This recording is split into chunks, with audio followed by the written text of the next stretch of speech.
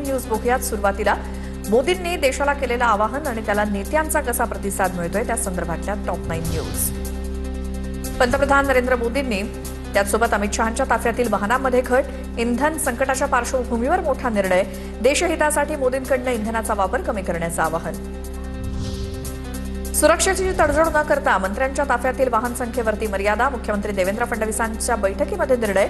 बैठकीनंतर वाहन संख्या मर्यादेवरती आणण्याचा निर्णय. तर पोलीस महासंचालक आणि मुख्य सचिवांची बैठकीला उपस्थिती होती. उच्चस्तरीय बैठकीनंतर मुख्यमंत्र्यांच्या ताफ्यातील वाहनांमध्ये घट, ताफ्यातील वाहनं कमी करण्याच्या निर्णयाची सीएमकडून अंमलबजावणी. पनवेलच्या कार्यक्रमासाठी अर्धा ताफा घेऊन मुख्यमंत्री पनवेलमध्ये दाखल. मोदींच्या इंधन बचतीच्या आवाहनानंतर राज्य सरकारचा निर्णय. फडणवीसांच्या ताफ्यात अवघ्या 4 गाड्या. अंमलबजावणी करता येत नसेल तर निदान थट्टा मस्करी तरी करू नका. मुख्यमंत्री फडणवीसांकडून विरोधकांची कानउघडणी. 6 महिने मोदींच्या आवाहनाला पाठिंबा देण्याची विनंती. विरोधी पक्षांना सांगायचंय की ज्यावेळी वैश्विक संकटाची परिस्थिती असते त्यावेळी जर देशाच्या प्रधानमंत्री मोदयांनी काही उपाययोजना सांगितल्या तर त्या उपाययोजना तुम्हाला करता येत नसतील तर किमान थट्टा मस्करी तरी करू नका. महाराष्ट्रामध्ये देखील आम्ही निर्णय केलेला आहे. मुख्यमंत्र्यांसहित मंत्र्यांचे कॉन्व्हॉय हे छोटे आम्ही करतो. उपमुख्यमंत्री एकनाथ शिंदेंनी पंतप्रधान नरेंद्र मोदींच्या आवाहनानंतर ताफ्यातल्या गाड्या कमी केल्या. एकनाथ शिंदे स्वतः इलेक्ट्रिक गाडीने मुंबईच्या दिशेने गेले. आपण युद्धात नसलो तरी काही परिणाम भोगावे लागतात, एकनाथ शिंदेंची प्रतिक्रिया.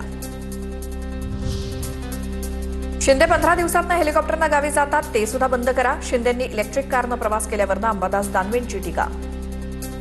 खाजगी विमान वापरणं पण बंद करा. हेलिकॉप्टरने गावाला जातात दर आठवड्याला 15 दिवसाला त्यांच्या साताऱ्यातला, ते बंद करा. तर खऱ्या अर्थानं आम्ही तुम्हाला मानू. ताफ्यातल्या गाड्या कमी करणं चांगलं पाऊल आहे. सगळ्या मंत्र्यांनी तशा सूचना करा. ताफ्यातील 50% गाड्या कमी करण्याच्या गडकरींच्या सूचना. गडकरी 14 आणि 15 मेला पालखी मार्गाची पाहणी करणार. दरम्यान ताफ्यातील गाड्या कमी करण्याच्या सूचना. शिवाय पालखी मार्गाची पाहणी करताना गडकरी बसनं प्रवास करणार. काँग्रेसचे नेते नाना पटोलेंनी मुख्यमंत्री फडणवीसांची भेट घेतली. मुख्यमंत्री आणि मंत्र्यांनी ताफ्यातील गाड्या कमी करण्याची पटोलेंकडून विनंती. यासोबतच मतदारसंघातील विविध कामांसंदर्भात भेट झाल्याची माहिती. पंतप्रधानांच्या आवाहनानंतर गोपीचंद पडळकर यांचा इलेक्ट्रिक बाईकनं प्रवास करत जिल्हा नियोजन समितीच्या सभेला हजेरी. तर खासगी गाडीचा वापर टाळत भाजप आमदार आणि नगरसेवकांचा मुंबई ते चिपळूण तेजस एक्सप्रेसनं प्रवास. आमदार संजय उपाध्याय यांची माहिती. गाड्या कमी होत आहेत आणि त्यांच्या जागी घोडे आलेत, त्या संदर्भातल्या टॉप 9 न्यूज बघूयात. पंतप्रधानांनी 11 वरनं 3 नंबरला अर्थव्यवस्था आणली. इतर गोष्टींची अर्थव्यवस्था डगमगत असताना आपली मजबूत आहे. देशाला आर्थिक महासत्ता बनवण्याचाच हा संकल्प आहे. देशाला पुढे घेऊन जाणारा पंतप्रधान मिळालाय. जितेंद्र आव्हाड यांची मोदींवरती खोचक टीका. आव्हाडांनी लग्नाच्या वरातीतनं घोडा आणला. आव्हाडांच्या घोड्यावरती बसून केलेल्या आंदोलनावरनं राष्ट्रवादीचे अनिल पाटील यांचा टोला. लग्नाच्या वरातीतून आणलेला तो घोडा होता. ज्या पद्धतीने पांढरा शुभ्र अतिशय स्वच्छ असा घोडा आणि त्याच्यावरती एक नवरदेवाची भूमिका त्यांनी पद्धतशीर त्या ठिकाणी निभावलेली आहे. नवरदेवाचं या काळामध्ये ऐकलं पाहिजे. या सगळ्या गोष्टींचं आता या क्षणाला राजकारण करणं काही गरज नाहीये. जितेंद्र आव्हाडांनी घोड्यावरती नव्हे उंटावरती बसून यायला हवं होतं, कारण ते ज्या समूहाचं प्रतिनिधित्व करतात तो समूह उंटावर न येतो. ते चुकून घोड्यावरती गेले. मंत्री चंद्रकांत पाटलांचा आव्हाड यांना खोचक टोला. घोड्यावरनं बसून आंदोलन केल्यानंतर सदाभाऊ खोत यांची जितेंद्र आव्हाडांवरती टीका. पंतप्रधान नरेंद्र मोदींचं आवाहन तुम्हाला काय कळणार, सदाभाऊ खोत यांचा आव्हाडांना सवाल. जितेंद्र आव्हाडांनी घोड्यावरती बसून आंदोलन केल्यानंतर भाजप आणि राष्ट्रवादीकडनं टीकास्त्र. भारतीय म्हणून तुमच्या ओळखीवरती प्रश्नचिन्ह. मंत्री नितेश राणेंचा आव्हाडांवर निशाणा. या दृष्टिकोनातून बघाल तर तुम्ही भारतीय म्हणून तुमच्या ओळखीवर प्रश्नचिन्ह निर्माण होतो. आता तुम्हाला फक्त घोड्याबिड्यावर चालायचं असेल तर तो फक्त मीडियाची फक्त शोबाजी आहे. पण आदरणीय पंतप्रधानांनी केलेलं आवाहन हे देशहिताचं आहे. जितेंद्र आव्हाड यांच्या आंदोलनावरनं भाजपच्या नवनाथ बन यांचं प्रत्युत्तर. यावेळी जनतेला तुम्हाला घोड्यावर बसवलंय.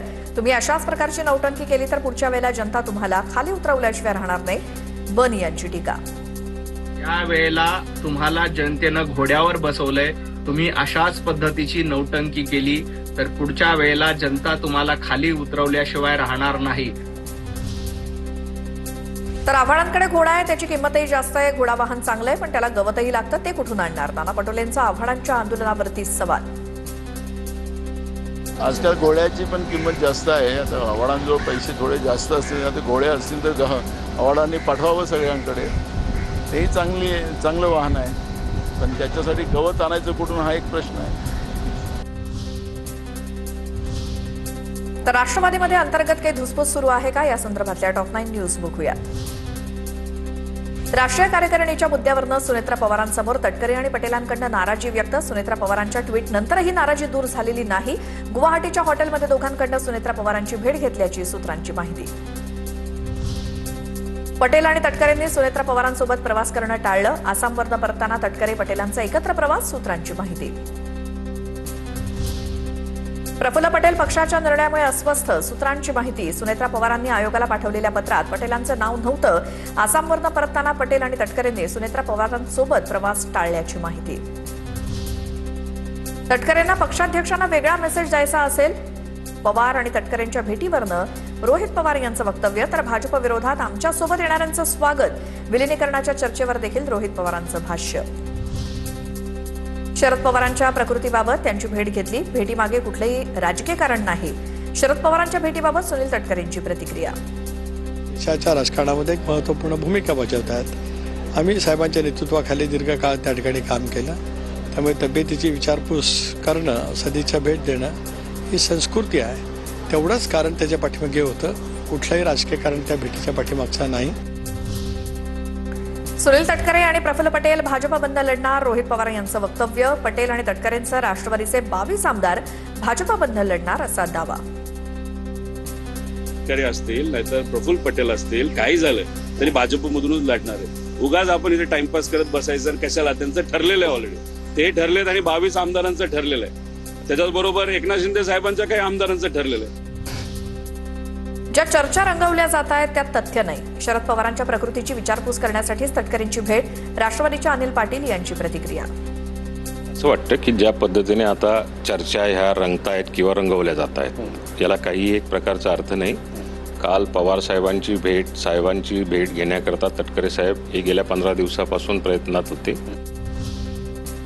रोहित पवारांनी ज्योतिषाचा धंदा कधीपासून सुरू केला माहिती नाही, मात्र राजकीय पोळी भाजण्याचा प्रयत्न करू नये. सुनील शेळकेंचा रोहित पवारांवरती पलटवार. 2029ला रोहित पवार काँग्रेसकडनं बारामतीतनं लढणार.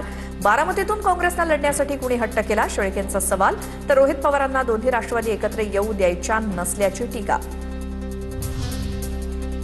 भेटीवरनं राजकीय वावड्या उठवणं चुकीचं. तटकरेंनी अचानक शरद पवारांची भेट घेतल्याप्रकरणी भाजपचे नेते चंद्रशेखर बावनकुळेंची प्रतिक्रिया. आता टॉप 9 मोठ्या राजकीय बातम्या बघूयात. छत्रपती संभाजीनगरमध्ये एमआयएम नगरसेवक मतीन पटेलच्या अनधिकृत मालमत्तांवर पालिकेची पहाटेच कारवाई. मोठ्या पोलीस बंदोबस्तात उपायुक्तांच्या उपस्थितीत बुलडोझर कारवाई. निदा खानला लपवलेल्या घरावर देखील बुलडोझर कारवाई. मतीन पटेलच्या घरावरील कारवाईला एवढी घाई का? छत्रपती संभाजीनगरमध्ये एकच घर अनधिकृत होतं का? भाजपच्या अनेक नगरसेवकांची घरं अनधिकृत. मतीन पटेलला आलिशान घर बांधून देणार. पालिकेच्या कारवाईवरनं इम्तियाज जलील आक्रमक. 40% इलिगल कन्स्ट्रक्शन, त्याच्यामध्ये अनेक किती असे घरं आहे जे भारतीय जनता पार्टीचे निवडून आलेले कॉर्पोरेटर्सचे आहे. हे डॉक्युमेंट्स आहे आमच्याकडे. तो मैं आपको जबान देकर जा रहा हूं, पूरा हिंदुस्तान देखेगा कि जिस गिरे हुए घर को इन्होंने हुकूमत ने गिराई थी, हम कितना आलीशान घर जो है वो हम बनाकर देंगे. मतीन पटेलच्या घरावरती बुलडोझर चालल्यावर जलील आणि शिरसाटांमध्ये जुंपली. शिरसाटांकडनं जलीलांचा निजामाची औलाद आणि राक्षस असा उल्लेख.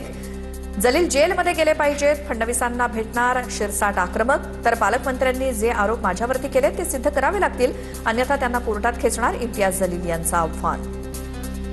हा इम्तियाज जलील हा राक्षस, ही हैदराबादची औलाद मुद्दा या त्या स्टेटमेंटच्या आधारावर याला जेलमध्ये गेला पाहिजे. जे आरोप केलेले आहे की हे माझी नातेवाईक होती, आता तुम्हाला सिद्ध करावा लागणार आहे, नाही तर कोर्टामध्ये खेचण्याची ताकद मला पण आहे. देवाभाऊंचं सरकार आहे. महाराष्ट्रात जिहाद कराल तर देवाभाऊचा बुलडोझर चालणारच. मतीन पटेलच्या अनधिकृत बांधकामावरील कारवाईनंतर नितेश राणेंचा इशारा. तर निदा खान प्रकरणामध्ये इम्तियाज जलील मास्टर माइंड असल्याचा आरोप. जर देवाभाऊचं सरकार आहे आणि देवाभाऊचं बुलडोझर तुम्ही महाराष्ट्रात अगर जिहाद करत असाल तर देवाभाऊचं बुलडोझर चालणारच, कारण का मास्टर माइंड इम्तियाज जलीलच आहे. इम्तियाज जलील यांच्याकडनं मतीन पटेल यांच्या घरावर कारवाई होण्याआधी परिवाराशी संवाद. जलील यांच्याकडनं कारवाईला विरोध न करण्याचं परिवार आणि कार्यकर्त्यांना आवाहन. 2008 मधील रेल्वे भरती राडा प्रकरणामध्ये राज ठाकरेंनी सर्व आरोप फेटाळले. मी त्यावेळी नाशिकमध्ये होतो. राज ठाकरेंचं स्पष्टीकरण. खोटी केस दाखल केल्याचा दावा. 18 तारखेच्या सुनावणीकडे लक्ष. रोहित पवार यांनी पुणे ग्रामीण पोलीस अधीक्षकांची भेट घेतली. ड्रग्जचं प्रमाण वाढतंय, बारामतीत चोरीचं प्रमाण वाढतंय, त्याबद्दल भेट घेतल्याची माहिती. डीसीपीने सकारात्मक प्रतिसाद दिला. लवकरच कारवाईचं आश्वासन दिल्याची माहिती. महायुती सरकारमध्ये महिनाभरात महामंडळ वाटप होणार असल्याची सूत्रांची माहिती. ज्यांना मंत्रिपद मिळालेलं नाही अशा प्रबळ दावेदार असलेल्या आमदारांची महामंडळावरती वर्णी लागणार. किशोरी पेडणेकरांनी 100 कोटींचा घोटाळा केल्याचा किरीट सोमय्यांचा आरोप. 2021 मध्ये मुलुंड नाट्यगृह संकल्प आणि अंधेरी संकुल 15 वर्षांसाठी भाड्यानं देऊन घोटाळा केल्याचा आरोप. मुख्यमंत्री आणि महापौरांकडे किरीट सोमय्यांची तक्रार.